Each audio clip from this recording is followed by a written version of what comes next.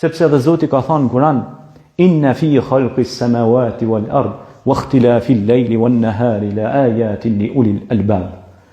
Me të vërtetë thot në ndrimin e natës dhe të ditës, në ndrimin e stinëve, në ndrimin e kohës, ka argumente për zotët e mendjes, për mentakët, për ata që i thrasin mendjes.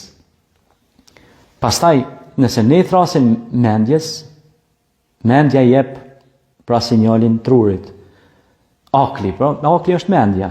Akli kur është i koordinuar si duhet, e bën çat bejanin, që është dallimi, diferencimin e gjanave, atër e bën lidhjen me shpirtin, me ruh, quhet në Kur'an ruh, shpirti, wa nafakhtu fihi min ruh. Na i frym thot për shpirtit, na e krijuam këtë shpirt, këtë ruh, këtë krijem të arrit Allah. Dhe ku janë të koordinuar, pra gjuha, pastaj edhe gjuha, mendja, shpirti i njeriu, gjitha këto ku koordinohen mes njëra tjetrës, atëherë kemi një insan të kompletuar. Kemi pra një njeri të kompletuar. E u dhekarin wal untha, qoftë femër apo mashkull.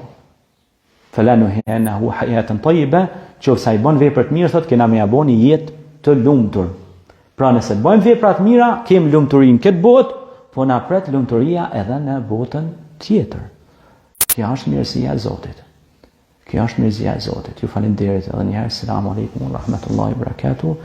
أقول قولي هذا واستغفر الله لي ولكم فاستغفروه إنه هو الغفور الرحيم.